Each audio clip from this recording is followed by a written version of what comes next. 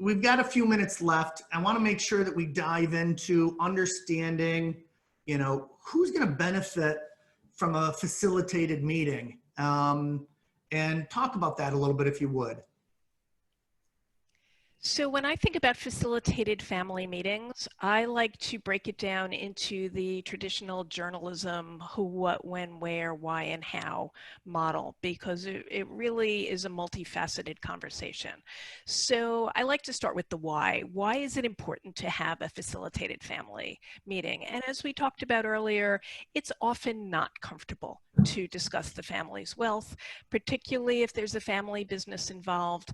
But at the end of the day, they know more than you realize. We talked earlier about Jay Hughes and his famous expression, the shirt sleeves to shirt sleeves in 3 generations, the notion that the first generation creates the wealth, the second generation has watched their parents create the wealth and still has a sense of responsibility about it, but they want to raise their children without the hardships that perhaps they were raised with.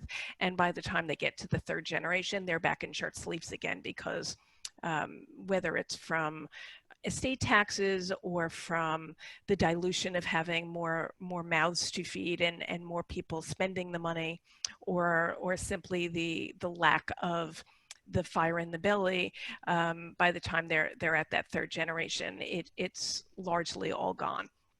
And so that's really why it's so important to talk about the wealth and to create and develop and define what your family's legacy is. The what of a family meeting is it can be the family history. It can be the history of how the wealth was created. What it is not is the legal entities like the will, the trusts, the charitable foundation. Those memorialize the legacy plan, but are not the family legacy statement itself. The how of family meetings, as we said, a professional facilitator may well ease the difficult conversations across the generations. It keeps everyone out of that sandbox behavior of mom or dad loved you better, and it keeps people more focused on what we're talking about today. And what I like to do is start with creating rules of the road. So it might be don't interrupt, it might be no eye rolling, it might be no sarcasm or sly glances. Simple, make sure you turn off your cell phones is a good one. So those sorts of rules of the road, and having a professional facilitator there to hold people's feet to the fire and say, no, we're not going to interrupt what Sally is talking about. We're going to give her the opportunity.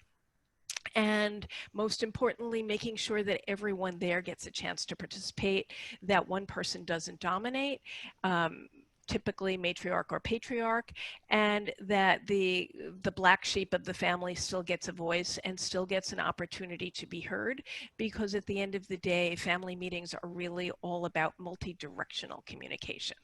So very often there's a deliverable, which is a family constitution or family bylaws or family mission statement. But at the end of the day, the real deliverable is the process itself. The real deliverable is the conversation. The last 2 journalism points. The first one is who. So who participates in the family meeting? Well, of course, that's up to the family members themselves. Typically, families will say to me, well, it's our bloodline only. It is my children and my grandchildren.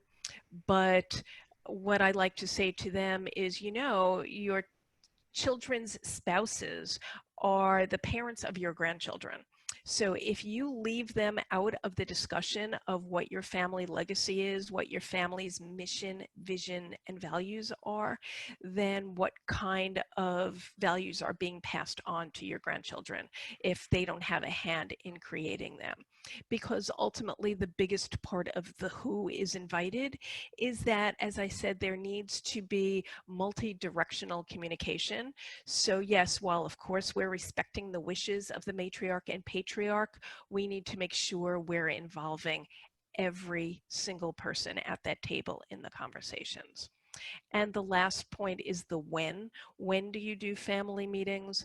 Well, of course, my answer is it's never too early and it's never too late. When your kids are little, you need to model your behavior because they're watching. You need to create age-appropriate teachable moments. But at the end of the day, some families like to do them quarterly. Some families do them annually. And the family who thinks that it's one and done, in my view, is really missing an opportunity to have a meaningful event that their family can look forward to. I've actually seen families that in their estate planning documents have endowed a family meeting or a family vacation after they're gone so that finances don't become a barrier to the family getting together at least once a year. On that note, I'm going to come back to Jane, but I just want to share something real quick. Next week's episode, I have Courtney Pullen coming in, and he's facilitating that conversation between my parents, who that's their, so they have no idea what this is going to be like. They met with Courtney for 30 minutes yesterday just to say, you know, what are you trying to pull, Michael? What's going on? Tell me about this stuff. And what they're going to do is just talk about the, you know, what's worked, what hasn't. And at the end of the 30 minutes that we just did with Courtney, my mother said, "Oh, I'm so excited to do this. I felt like you and Dad were ganging up on me when we did the estate plan. Maybe we get a chance to do it all over." And I'm sitting there going, "Oh, that is not the way that this was supposed to, you know, to go." But so it's a petri dish. We have no idea what it's going to look like and what the conversation is going to be. And I told my parents they get final say in terms of whether it gets broadcast or not. So if you want to hear it, live would be the best way to do it, just in case that my mom says, "Nope, you can't put that out there," but it'll be fun. So speaking of facilitated family meetings and talking about the estate stuff, Jane, take us out. Tell us a little bit about what was, you know, when you do family facilitated meetings, what do you see as the benefits, and, you know, who benefits from doing this stuff and why? Often things are said that were not said at any other time. And in part because people have not had an opportunity to be heard. There has been someone who's been dominant, sometimes someone who's been a bully. And people will say to me, "Well, how am I going to get my thoughts across? I haven't been able to do that for 40 years. And I will explain that's part of my job, is to make sure that you can speak. I want to say one final thing in the context of where we are today, which is we do things virtually now, and it's not all bad. I have had some experiences where family members had to say some very difficult things, and clearly it was easier for them to say them through a screen than if they had been in the same room.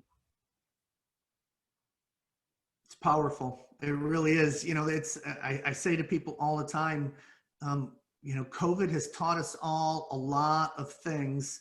You know, we don't like the seclusion. We don't like a lot of the distancing and the, you know, things that come with this. But we have all, hopefully, not everybody, hopefully you've learned some things and you found the positives inside of here. This podcast wouldn't exist if it wasn't for COVID.